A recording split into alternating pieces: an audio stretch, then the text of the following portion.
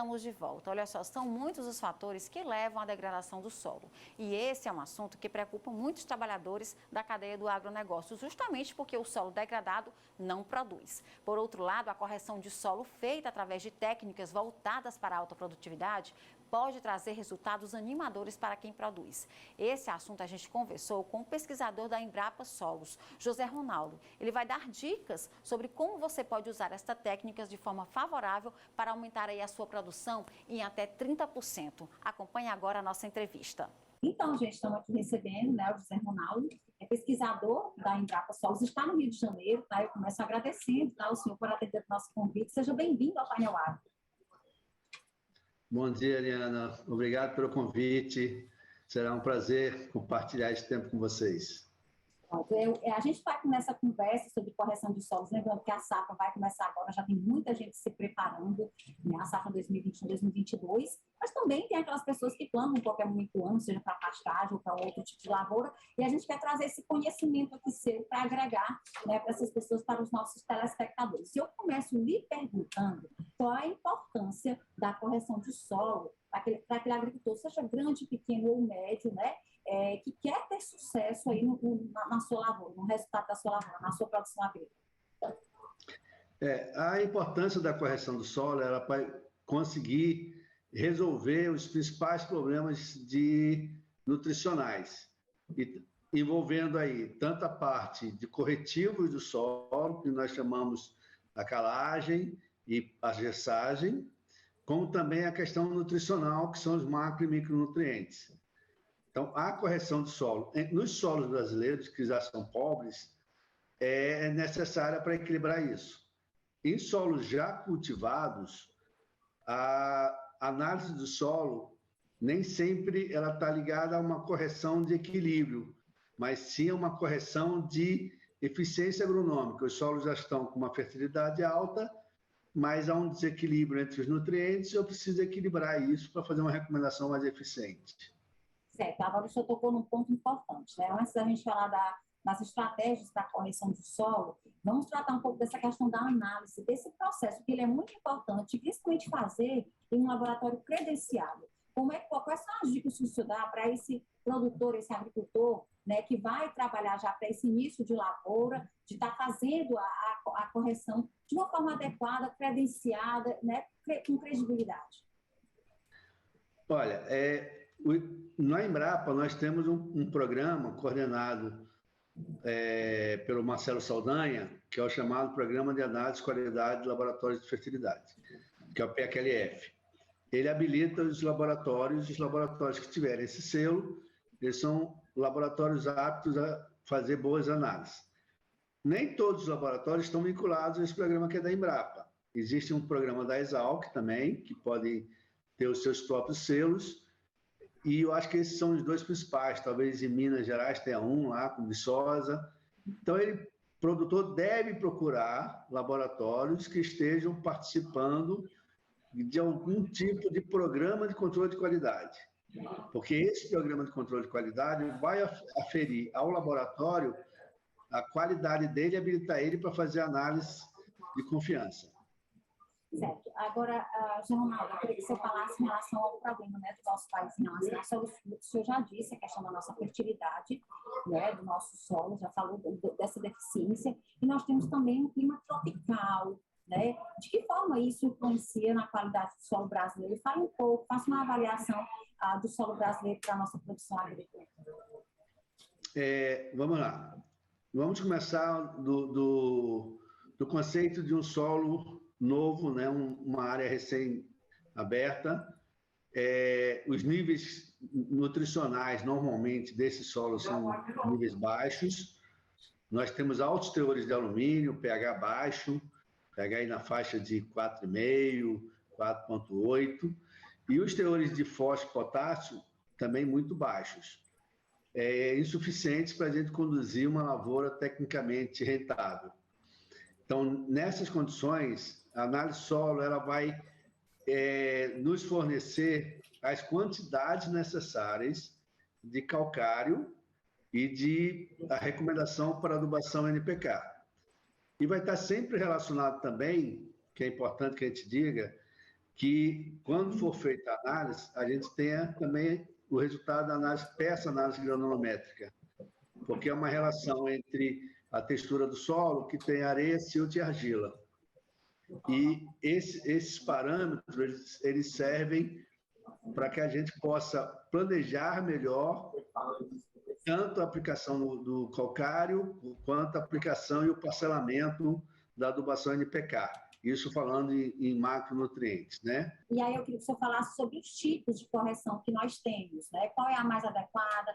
Depende da região, depende dessa avaliação da análise. Quais são os tipos mais comuns no Brasil?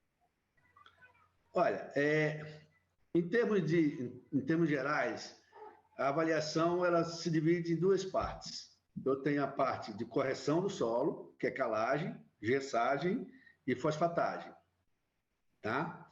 Hoje, até já está se fazendo a potassagem, que são aplicações no caso de calagem, calcário, no caso de gessagem, do gesso, e no caso da fosfatagem, com rocha fosfatada. Essas correções elas servem para equilibrar os níveis nutricionais, né? Então, no caso da calagem, você vai neutralizar o alumínio, vai elevar o pH e vai fornecer cálcio e magnésio. É uma correção mais permanente. É uma correção que normalmente calcários de um PRNT na faixa aí de 80, 90, você pode considerar que o efeito reativo dela vai levar aí de 60 dias até 4 anos. Ela tem eficiência a longo prazo, é um investimento a longo prazo. É lógico que tem umas variáveis, né? Como você falou, se chove mais, se o solo é mais arenoso ou mais argiloso, isso pode acelerar o processo de mineralização do calcário, e aí esse tempo que a gente calcula em média de 4 anos pode ser reduzido, né? E aí esse calcário ele se mineralizar mais cedo, eu tenho que fazer uma análise ou uma outra análise com menor tempo. Então, isso é feito para calcário. Para gessagem, em muitos solos, nós vamos trabalhar pensando numa correção de solo abaixo de 20, 30 centímetros, que é onde a gente consegue fazer com maior eficiência a calagem. Abaixo dessa profundidade, 30 centímetros, por exemplo, nós não temos implemento que faça uma eficiente aplicação de calcário. Então, o calcário trabalha até 0 a 30, e nós podemos trabalhar com gesso, aplicação de gesso, que pode ser em cobertura ou compartilhado com a calagem, e a visão do gesso é que ela trabalhe abaixo desses 30 centímetros. São processos diferentes, mas são complementares.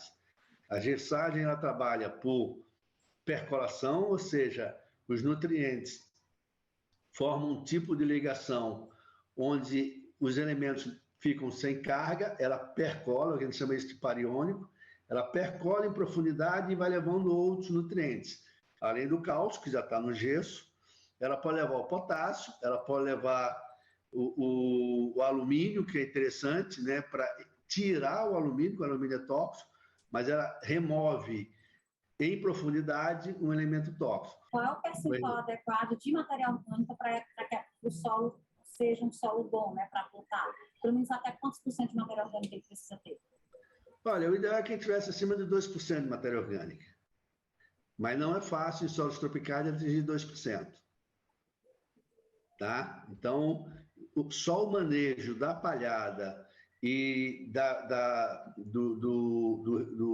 parte radicular das plantas é que vão incorporar matéria orgânica para que a gente incremente realmente o humus, ou seja, a matéria orgânica umidificada, e que fique presente no solo. Então, a palhada de superfície ela não pode ser considerada como uma palhada, como uma matéria orgânica já incorporada.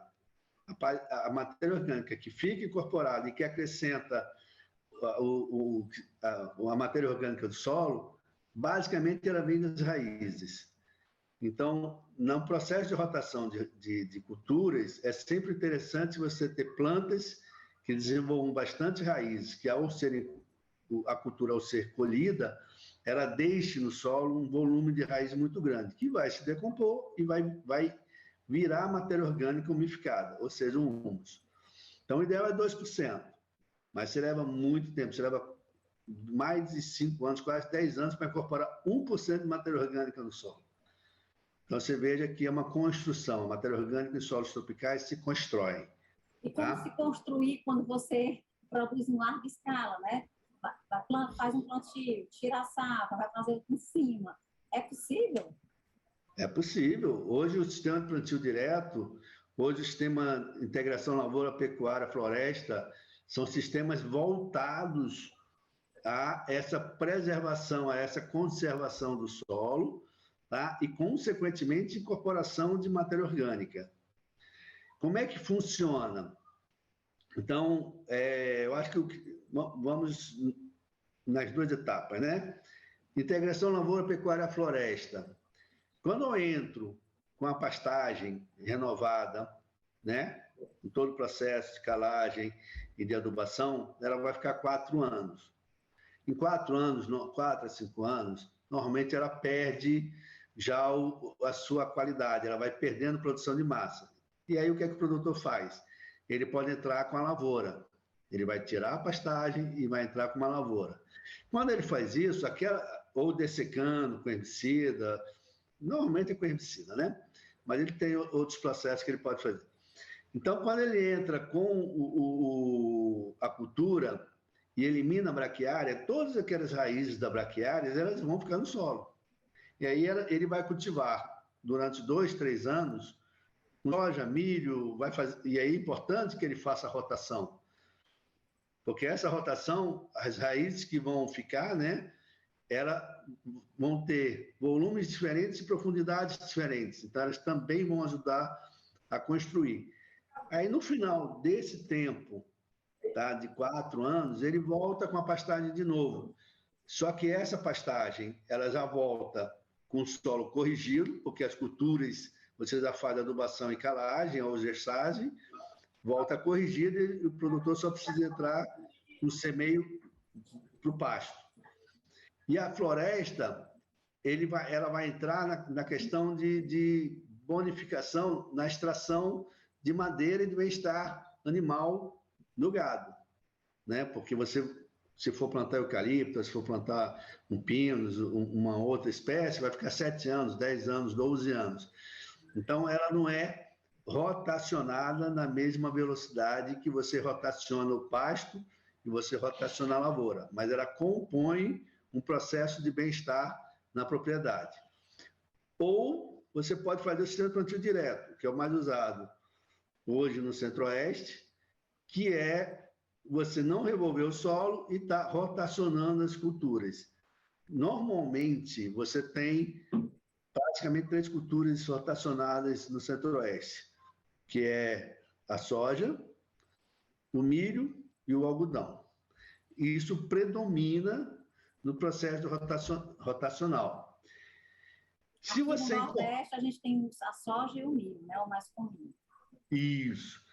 O que seria o ideal para você complementar esse processo de rotação de cultura no plantio direto? Você introduzir a braquiária, você introduzir uma gramínea.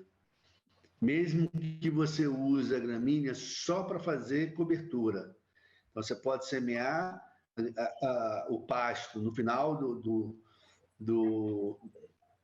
período chuvoso e deixar ela produzir, né? Até botar um gado em cima e quando chegar o próximo época de plantio você desseca e planta, ou você pode incorporar ela no início do plantio, seria setembro, outubro agora, já com a semente da cultura que você quer. Tá? E depois você pode dessecar o pasto e ficar com a lavoura. Então, são modelos de sistema de produção, mas todos voltados para quê? Enriquecimento do solo com matéria orgânica. Porque ele é muito cedo, a gente fala em degradação do solo, né? A gente ouve e escuta. Eu queria que você falasse um pouco sobre a degradação na agricultura, né, do Brasil, como ela acontece, né, e por que acontece, enfim. Nós temos vários processos de degradação, né? O principal deles é a erosão. Então, esse é o nosso principal problema. E normalmente, o processo de erosão ocorre numa escadinha de degradação.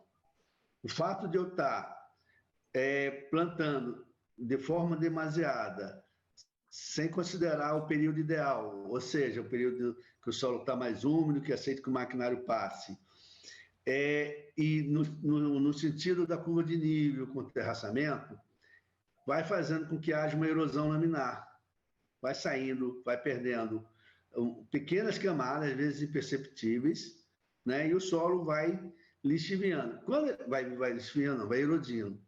Quando ele vai erodindo, ele perde o quê? Ele perde os nutrientes que estão em superfície e perde a matéria orgânica também. E aí você começa a passar nas fazendas e começa a ver dois processos. Um, que é um processo de compactação, onde chove, forma alagamento, forma poças, então a compactação naquele local, a água não infiltra, e aí quando vier uma chuva maior, ela vai escoar e vai levar o solo.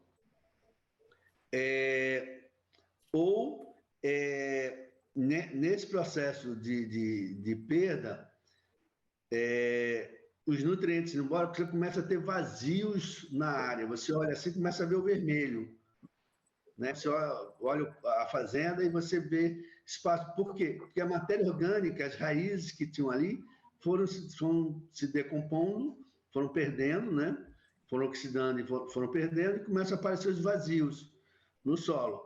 Então, esse é um estágio inicial onde você consegue, com uma mecanização, corrigir. Quando você começa a ter os processos de erosão, aí você já vai para erosão para sulco, ravina e vossoroca, aí são processos com um custo muito mais elevado e até mesmo inviáveis de você recuperar. Então, o produtor ele precisa realmente pensar que na questão da conservação do solo, para evitar erosão, e evitar erosão laminar, porque é uma que você não vê, mas ele degrada o solo e compacta o solo e tira a renda do produtor, porque tem que botar mais insumos para ter a mesma produtividade, e às vezes não consegue. Aí agora eu queria perguntar para o senhor a respeito do mercado, né, de fertilizantes. Existem muitos produtos oferecidos, né? Mas, enfim, diante desse mercado, dessa oferta, o que realmente é essencial para o produtor comprar dentro desse mercado, dessa infinidade, dessa variedade? Vamos lá. O principal é a relação custo-benefício. Tá? Todo produtor ele tem que ver o seu nível tecnológico. Aonde eu estou? Com que tecnologia eu quero trabalhar? Então, você tem desde dos elementos simples até os elementos combinados, que são os formulados, e que tem um custo menor. Você pode trabalhar com esses elementos de liberação lenta, você pode trabalhar com elementos, com nutrientes enriquecidos, com micronutrientes, e isso vai fazendo o quê? Com que o preço do adubo fique mais caro. Se eu tenho uma tecnologia onde eu ainda não atingi o topo de produtividade, o topo de padrão tecnológico, eu tenho que trabalhar, minha orientação é que você trabalhe com adubos mais baratos, basicamente NPK, né? Para que você possa ter um retorno econômico maior, e aí sim, vai adotando tecnologia, vai consultando localmente, que o Brasil é enorme, né? Então, você dar a mesma solução para todo mundo é uma coisa inviável, eu não pretendo fazer isso. Mas que cada agrônomo da região, cada técnico da região, veja as possibilidades. Mas, basicamente, é isso, trabalhar com relação de nutrientes com menores preços, onde eu tenha o custo do nutriente, ou seja, nitrogênio, fósforo, potássio, o mais baixo possível, para um nível tecnológico menor. E à medida que eu vou aumentando esse nível tecnológico, porque eu vou ter aumento de produtividade, eu posso pagar por um insumo de maior liquidificação. Tá? Um organomineral, um adubo de liberação lenta, mas tudo isso, um adubo incorporado com micronutrientes, tudo isso eleva o custo. E o último detalhe, que aí independe do adubo, é o frete. Ou seja, quanto mais longe eu for comprar o adubo, maior é o meu frete. E isso vai ser diluído pela quantidade. Então, se ele pode comprar muito, o frete se torna barato. Se ele não consegue fechar uma carga ou negociar com a empresa, esse frete vai sair mais caro. Mas isso é uma coisa que ele não consegue fugir, porque ele tem que comprar. Ele pode escolher o adubo a ser fretado. A compostagem, ela é uma alternativa mais viável, ou ela só é mais viável, mais econômica, ou ela só vale para pequenas áreas, para grandes áreas ela não é viável? Vale para a gente. Normalmente a compostagem eu considero mais viável para pequenos e médios produtores. Tá? As distâncias de movimentação de composto são distâncias que só são normalmente viáveis no máximo 30 quilômetros. Agora, se você tem um confinamento e você tem um processo grande, né? Ou seja, você tem resíduo bastante daquele gado que fica confinado ali 3, 4 meses, você pode usar e deve usar. Né? É uma questão ambiental e econômica. Ambiental porque é um processo que, se você não der um destino final, esse produto vai gerar problemas ambientais. Então, qual é a melhor maneira hoje de você usar? É na agricultura. Você transformar ele em adubo. E você pode jogar a lança, etc. Então, você vai fazer a compostagem e vai retornar suas áreas de plantio. Recentemente, eu até passei no Mato Grosso do Sul e vi alguns processos de compostagem de usinas. E era muito interessante, a usina tinha lá seu processo, a sua distância máxima que usava tanto a vinhaça como os compostos que ela tinha. E aí, a diferença de qualidade do solo, quando ele usava o composto, era uma coisa impressionante. Então, é viável, melhora muito, mas eu tenho que ver a distância com que eu vou, até que distância eu posso usar esse composto. Tá? Basicamente, o composto é bom, mas eu tenho que ver a viabilidade econômica. Eu vou considerar um pouco agora aqui a nossa área, a gente tem uma área de cerrados, na verdade aqui, nessa fronteira agrícola, na Topiba, né, uma área de grande produtividade, se está na maior fronteira agrícola do país. O senhor tem uma avaliação sobre a nossa produção, que como é a questão do solo aliada à nossa alta produção? O senhor conhece a nossa realidade? Você tá falando mais ou menos do Matopiba, né? Isso, exatamente, Matopiba. Eu não tenho grande conhecimento da região, mas trabalho com pessoas aqui que fazem experimento e a gente percebe que muitas das áreas do Matopiba são áreas arenosas, né? De textura média para arenosa. E aí, nesse caso, é muito importante que o produtor tenha consciência de que a adubação que ele for fazer, que o manejo que ele for fazer no solo, ele possa viabilizar a maior parcelamento de adubos possíveis. Tá? Então, por exemplo, uma recomendação que é muito usada hoje para solos arenosos é que você nem coloque nem nitrogênio, nem potássio na plantadeira, faça só adubação com fósforo. E depois você faça em cobertura uma adubação a lanço, o próprio distribuidor de calcário, ele pode fazer uma distribuição a lanço desses dois nutrientes. Tá? Então, isso homogeneiza a aplicação, porque quando você faz a distribuição a lanço, você faz na área toda, e já há resultados que mostram que isso tem melhor eficiência agronômica. Eu tenho menos perda, tá? E eu tenho melhor aproveitamento dos nutrientes. Então, volto a dizer, se eu for fazer isso numa lavoura de soja que fecha, que o espaçamento é super pequeno, tá ótimo. Eu vou fazer a semeadura da soja, depois eu vou entrar fazendo uma adubação de cobertura com NK, que pode até levar um pouquinho de fósforo, mas normalmente não leva, e vou ter melhor essa distribuição. E isso vai evitar o quê? Principalmente a lixiviação. Que em solos arenosos eu tenho uma alta.